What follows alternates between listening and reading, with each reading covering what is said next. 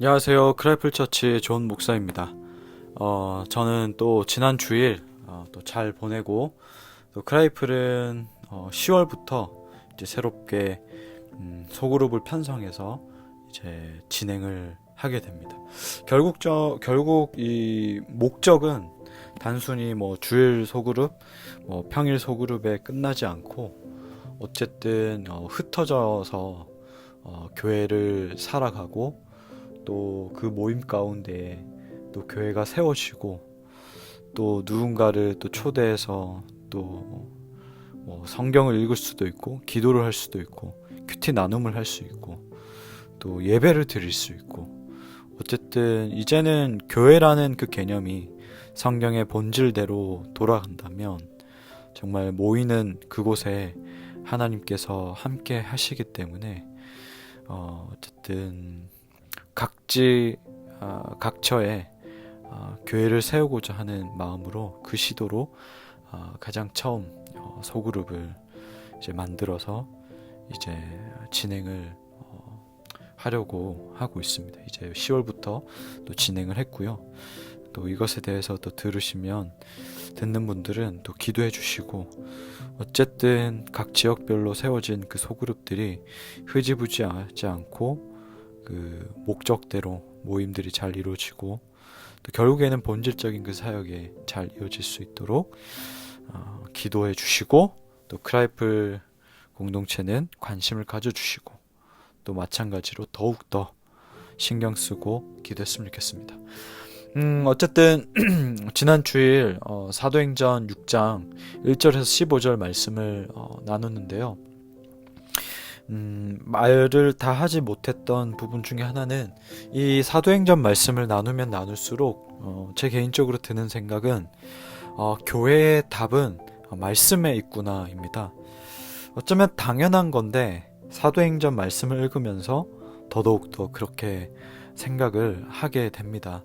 결국 공동체의 문제와 또 분쟁과 어떤 기타 여러 가지의 이 상황들은 그런 겉으로 드러난 현상들도 문제가 되지만 결국에는 그 중심을 해결해야 이 문제의 뿌리를 뽑아낼 수 있다는 겁니다.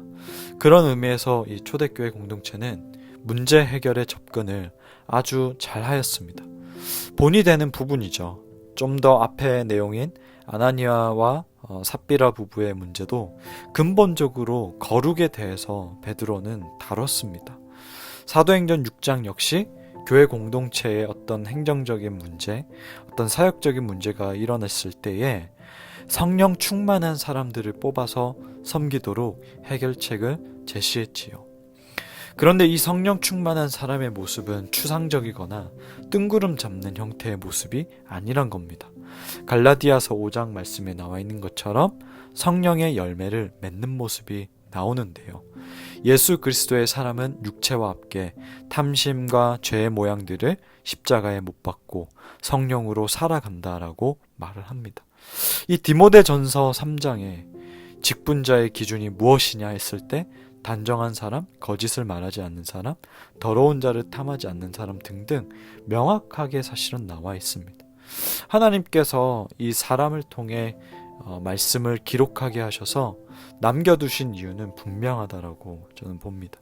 구원에 대한 목적과 믿음이 성장하도록 돕는 것, 이것도 당연하지만 그 다음으로 교회 공동체가 어떤 것에 우선순위를 두고 결정하고 나가야 하는지에 대한 부분도 가르치시고 계시다는 겁니다. 사실 교회에서 발생되는 문제들, 근본적으로 세워지면 안 될 사람들이 리더십에 있어서 그런 것도 있지 않습니까? 저는 그렇게 생각을 합니다. 꼭 모두가 장로, 권사, 목사가 되어야 하는 것도 아닙니다. 교회에 오래 있다고 해서 그 직분을 받은 것도 더더욱 아니고요. 더더욱 이 직분이라는 것이 하나의 감투도 아니라는 부분도 꼭 기억할 부분이고요.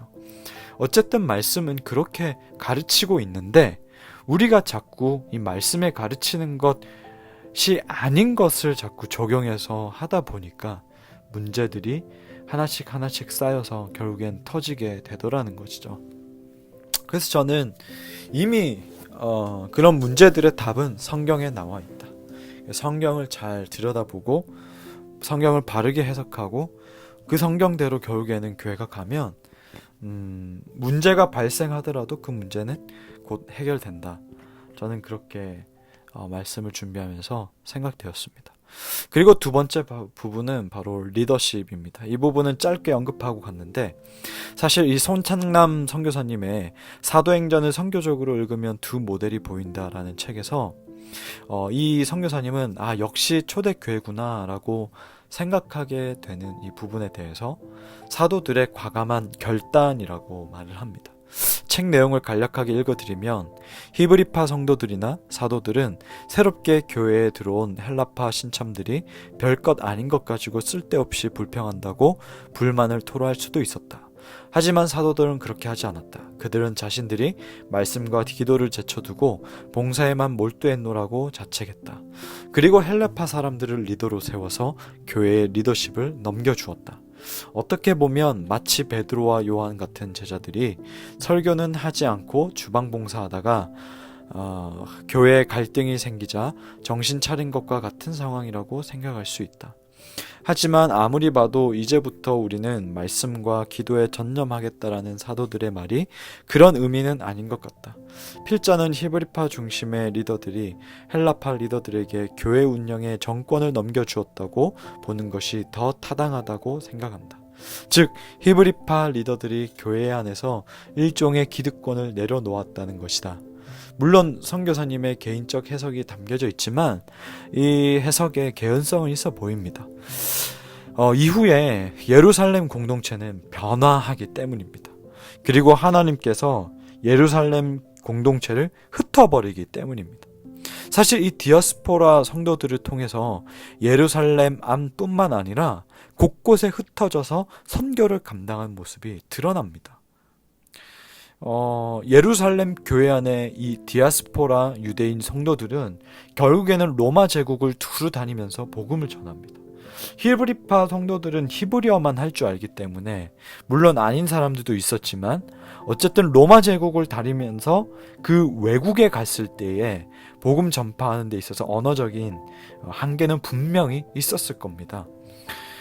그런데 이 디아스포라 된 유대인 성도들이 로마 제국을 두루 다니면서 복음을 전하지요. 아무래도 사도들이 만약에 이 헬라파 사람들이 불평을 했을 때에 그 불만을 무시하거나 지나쳤다라면 어떻게 됐을까? 전 한번 그렇게 상상해 보았습니다. 물론 하나님께서 일하시기 때문에 교회를 흩어버리게 되고 또 선교적인 감당을 하는 것도 있겠지만 저는 그 상상을 해보면서 결국에는 어쨌든 사람의 욕심이 망쳐버릴 수도 있겠구나. 어쩌면 일주일이면 할 거를 한 달, 1년 걸리게끔 돌아가게끔 할 수도 있겠구나라는 생각이 들었습니다. 그러면서 다시 한번 초연한 삶에 대해서 생각해 보았고요.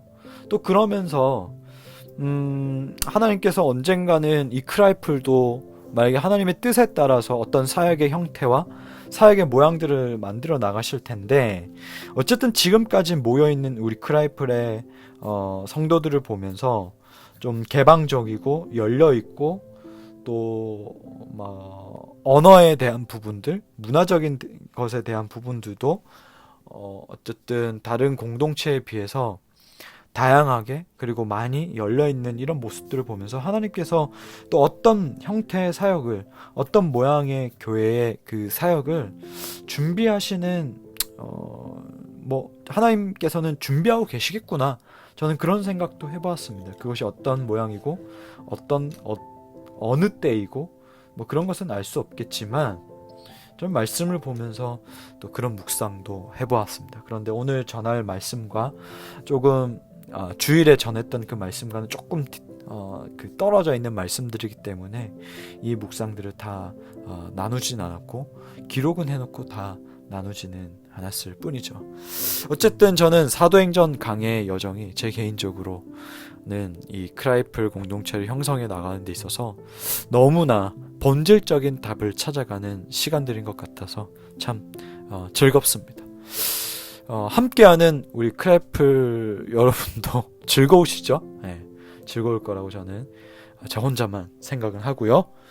오늘 여러분 또 휴일 잘 쉬시고 또 이 쉼도 잘 누리고 영육간의 강건함으로 또 화요일을 잘 준비하는 날이 되었으면 좋겠습니다.